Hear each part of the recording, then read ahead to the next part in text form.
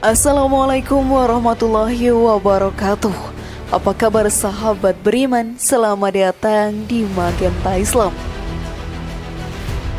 Allah mencintai manusia sebagai makhluk yang diturunkan ke muka bumi. Kita sebagai manusia diciptakan dengan bentuk yang paling sempurna olehnya.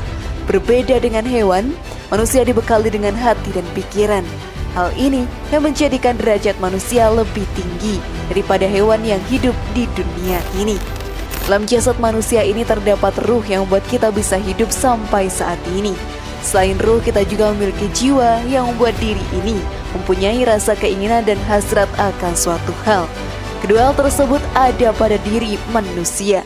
Jika ajal menjemput, semuanya akan kembali pada pangkuan Sang Kuasa. Lalu apa perbedaan antara ruh dan jiwa yang ada pada diri manusia, sahabat beriman? Kalian juga bertanya-tanya sekarang? Tonton video ini hingga akhir ya, agar kamu dapat memahami secara utuh dan tidak tersesat. Berikut jarang diketahui, ternyata ini perbedaan roh dan jiwa seseorang, versi dari Magenta Islam.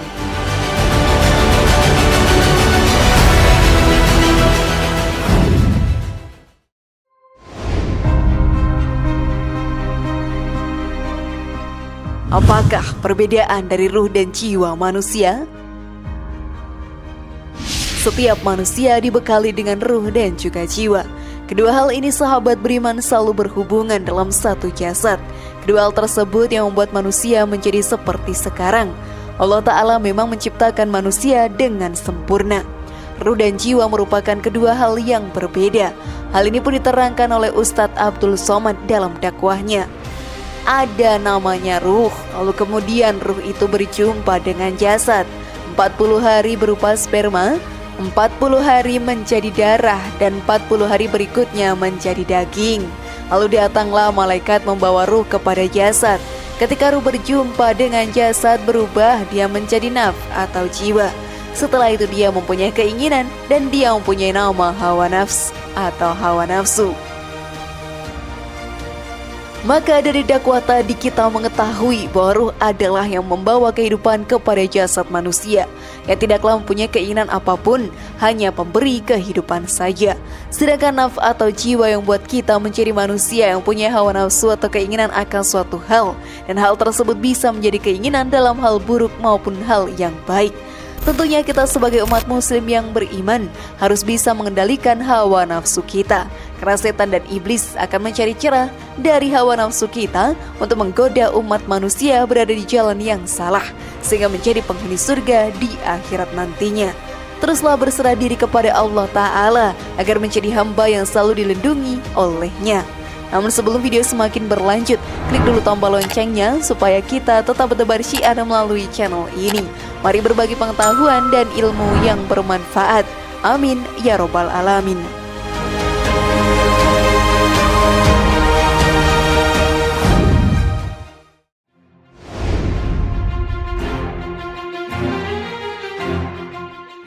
Apa bahaya dari hawa nafsu?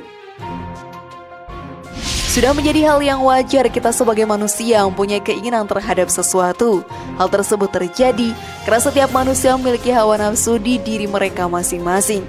Kita haruslah bisa mengendalikan hawa nafsu tersebut.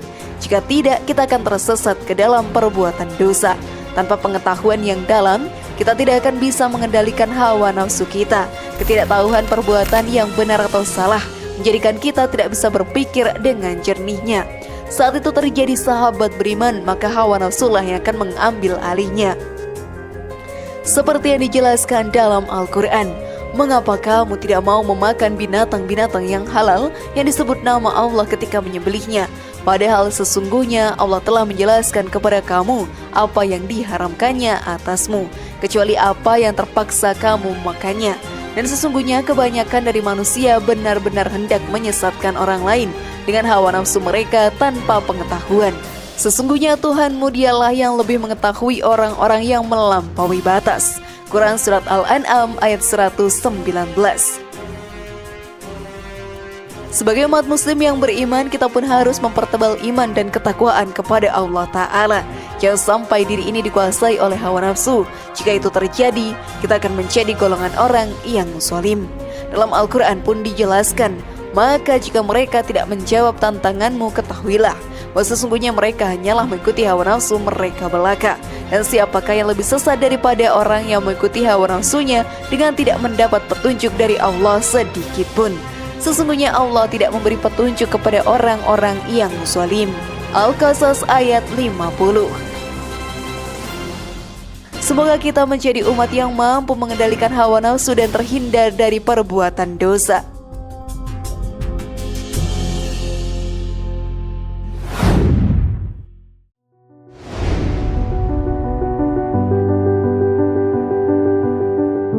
Apa saja dosa yang dapat diperbuat karena mengikuti hawa nafsu?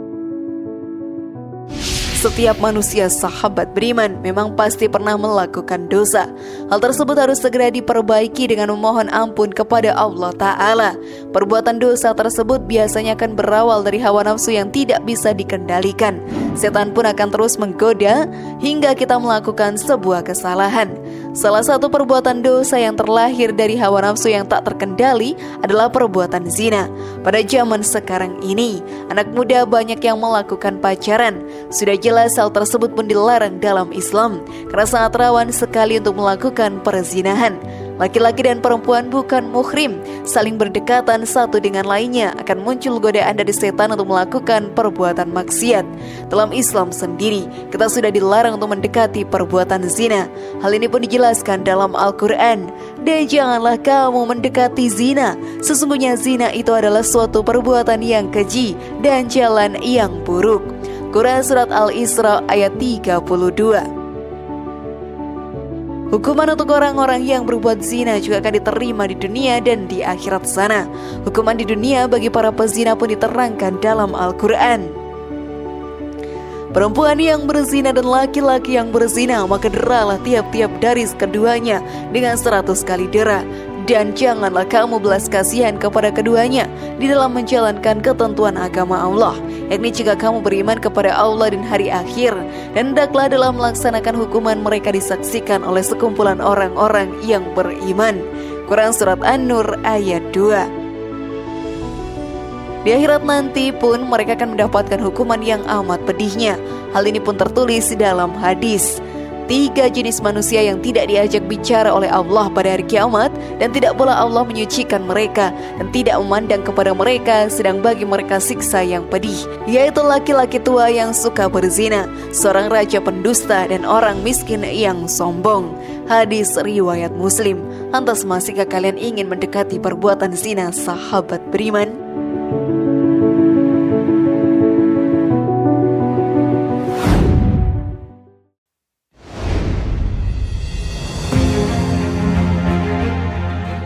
Cara memadamkan hawa nafsu. Hawa nafsu dalam diri kita tidak pernah bisa hilang. Bahkan hal ini juga berguna untuk hal yang baik dalam kehidupan kita. Yang perlu dilakukan adalah kita mengendalikan hawa nafsu yang ada dalam diri kita ini. Dalam ceramahnya, Ustadz Abdul Somad menjelaskan bagaimana cara untuk memadamkan hawa nafsu, yaitu dengan berzikir mengingat Allah. Selain memadamkan hawa nafsu dengan berzikir, kita juga akan mendekatkan diri kepada Allah Ta'ala. Jika hal tersebut terjadi, setan akan segan untuk menggoda kita. Hal ini pun diterangkan dalam hadis. Maukah kamu aku tunjukkan perbuatan yang terbaik, paling suci di sisi Rajamu atau Allah, dan paling mengangkat derajatmu, lebih baik bagimu dari infak emas atau perak? Para sahabat yang hadir berkata, mau wahai Rasulullah. Beliau bersabda, zikir kepada Allah yang maha tinggi. Hadis riwayat At-Tirmizi nomor 3377. Saat hawa nafsu bergejolak dan setan terus menggoda, maka hati tidak akan pernah tenang.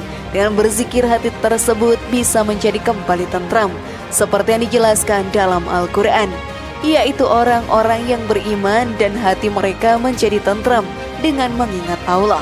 Ingatlah, hanya dengan mengingat Allah hati menjadi tentram. Quran Surat Ar-Ra'd ayat 28. Semoga kita semua menjadi salah satu umat yang mampu menahan hawa nafsunya. Dengan begitu kita bisa terhindar dari perbuatan dosa dan menjadi salah satu penghuni surga di akhirat nantinya.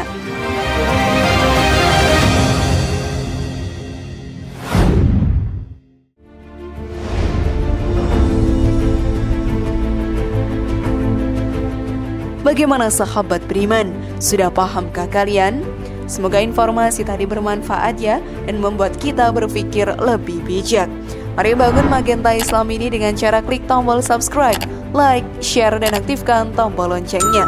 Wassalamualaikum warahmatullahi wabarakatuh dan jangan lupa tonton video yang lainnya.